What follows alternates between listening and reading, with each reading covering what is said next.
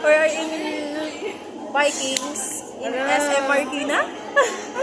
Hello mga kabudi!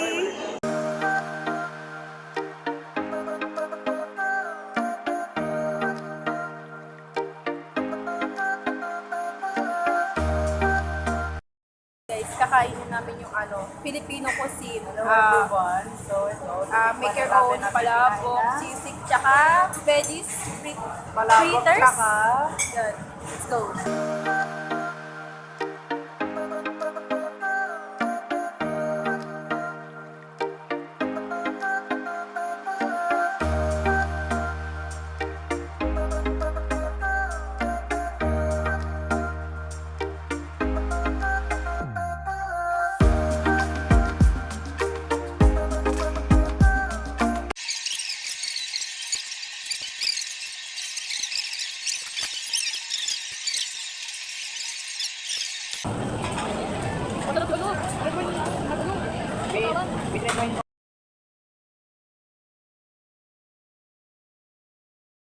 Hello, Miss Granette. Kamusta yung experience dito sa Vikings? And yung food? It was great.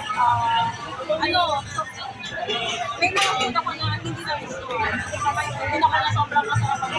Katulad nun sa first time ko kasi natikman yung olive oil. Aglio olive oil. So, masarapan ako talaga sa kanya. And kasi siya. Kaya gusto ko yun, tikman. Kasi yung sa mga K-pop ko, batid nila yung mga fast. So, masarapan ako. Meron yung may hindi lang ako natin. Ay, hindi pala natin. Japanese cuisine kasi medyo matigas sa kasi yung mga masarap ako.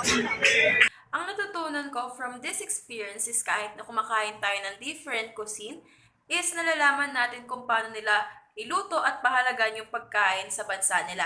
They made an effort para maging masarap at magustuhan ng mga kumakain yung niluluto nila.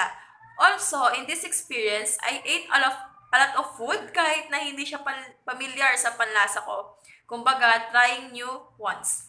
It has an impact to my understanding in international cuisine.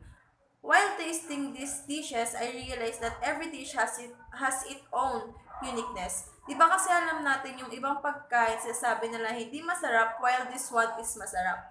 Pero na-realize ko kasi na hindi lahat ganon ang lasa. Siguro sa uniqueness and sa plating. Also, the design and how they present the dish, they represent the country talaga.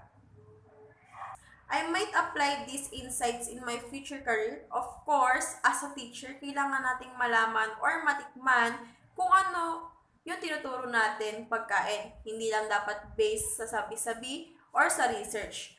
Or kung ipagawa man sa amin ang mga ganong dish, may insight na kami kung paano yung lasa niya at yung appearance niya.